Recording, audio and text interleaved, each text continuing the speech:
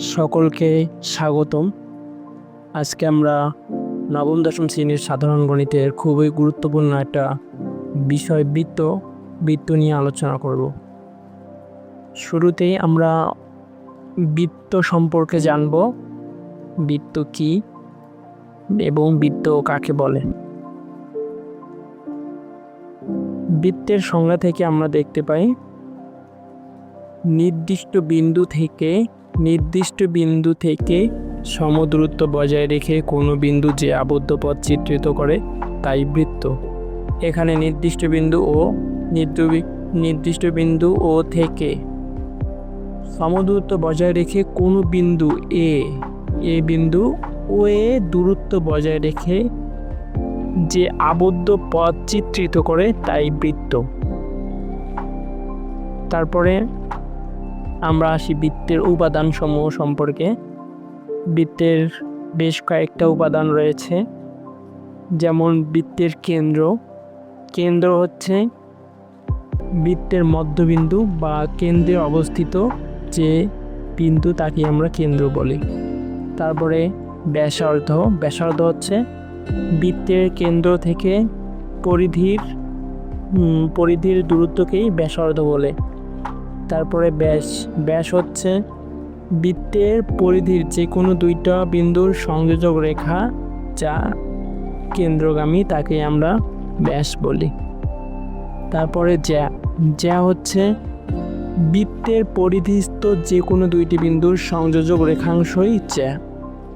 ব্যাসও এক ধরনের জ্যা, কারণ ব্যাসেও বৃত্তের দুইটা পরিধির বিন্দু রয়েছে, যেমন এ এবং ডি এবং সংযোজক রেখা, এজন্য ব্যাসকেও জ্যা বলা হয়। জ্যাও এক ধরনের ব্যাস।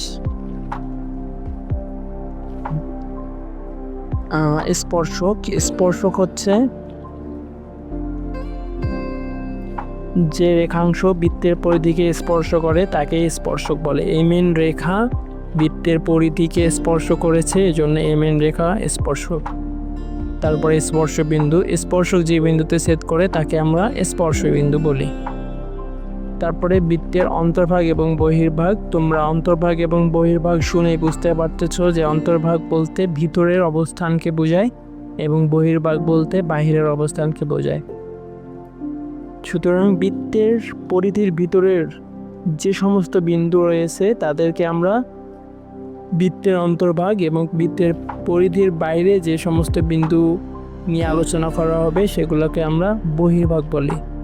ঠিক আছে, তো এখানে লেখা আছে, যদি কোনো বৃত্তের কেন্দ্র ও এবং ব্যাসার্ধ আর হয় তবে ও থেকে সমতলের যে সকল বিন্দু দূরত্ব আর এর চেয়ে কম এদের সেটকে বৃত্তটির অভ্যন্তর, এবং ও থেকে সমতলের যে সকল বিন্দু দূরত্ব আর এর চেয়ে বেশি এদের সেটকে বৃত্তটির বহির্ভাগ বলে।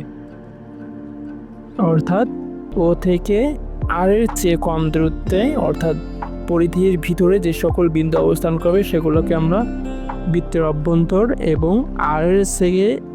ও থেকে আর এর চেয়ে অর্থাৎ ব্যাসার্ধের চেয়ে বেশি দূরত্বে যে সকল বিন্দু অবস্থান করবে সেগুলোকে আমরা বহির্ভাগ বলবো। তারপরে আছে বৃত্তের অভ্যন্তরস্থ দুইটি বিন্দুর সংযোজক রেখাংশ সম্পূর্ণভাবে বৃত্তের অভ্যন্তরেই থাকে। অর্থাৎ বৃত্তের অভ্যন্তরে যে কোনো দুইটি বিন্দুর সংযোজক রেখাংশ অবশ্যই বৃত্তের অভ্যন্তরে অবস্থান করবে। তারপরে দেখা যাচ্ছে কোনো বৃত্তের অভ্যন্তরস্থ একটি বিন্দু ও বহিস্থ একটি বিন্দুর সংযোজক রেখাংশ বৃত্তটিকে কেবল একটি বিন্দুতে ছেদ করে। এখানে তোমরা দেখলেই বুঝতে পারবা যে বৃত্তের অভ্যন্তরস্থ একটি বিন্দু পি এবং বহিস্থ একটি বিন্দু কিউ। পি এবং কিউ এর সংযোজক রেখাংশ বৃত্তের পরিধিকে কেবল একটি বিন্দুতে ছেদ করে, সেটা হচ্ছে আর। এই কথাটাই এখানে বলা হয়েছে। এখানে দেখা যাচ্ছে চিত্রে পি বৃত্তের অভ্যন্তরস্থ একটি বিন্দু এবং কিউ বৃত্তের বহিস্থ একটি বিন্দু। সুতরাং পি কিউ রেখাংশ বৃত্তটিকে কেবল আর বিন্দুতে ছেদ করে। তো তোমাদের এগুলো জেনে রাখা দরকার, কেননা এগুলো আমাদের বিভিন্ন সময় বিভিন্ন কাজে লাগে। তারপরে কিছু গুরুত্বপূর্ণ নোটস আছে, সেগুলো হচ্ছে ব্যাস সমান 2 গুণন ব্যাসার্ধ। আমরা জানি ব্যাসার্ধের দ্বিগুণ ব্যাস। তারপরে স্পর্শক সবসময় বৃত্তকে এক বিন্দুতে স্পর্শ করে। আমরা জানি যে রেখা বৃত্তের পরিধিকে স্পর্শ করে তাকেই স্পর্শক বলে, আর স্পর্শক সবসময় বৃত্তকে এক বিন্দুতেই স্পর্শ করে। এগুলো তোমাদের অবশ্যই মনে রাখতে হবে। তারপরে তোমাদের একটা হোমওয়ার্ক থাকবে, একটা না দুইটা। একটি বৃত্ত আঁকো যার ব্যাসার্ধ 6 সেন্টিমিটার, একটি জ্যা ও ব্যাসের মধ্যে পার্থক্য লেখো। তোমরা জ্যা এবং ব্যাসের মধ্যে অনেক পার্থক্যই খুঁজে বের করতে পারবা, তার মধ্যে একটি যেটা উপযুক্ত মনে হবে ওটা লিখবা।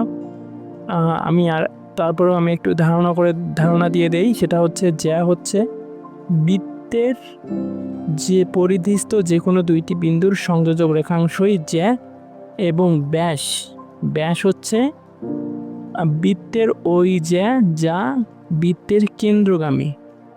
সুতরাং এখানেই জ্যা এবং ব্যাসের মধ্যে পার্থক্য রয়েছে। সুতরাং তোমরা এটা লিখলেই একটা উপযুক্ত পার্থক্য বের করতে পারবা।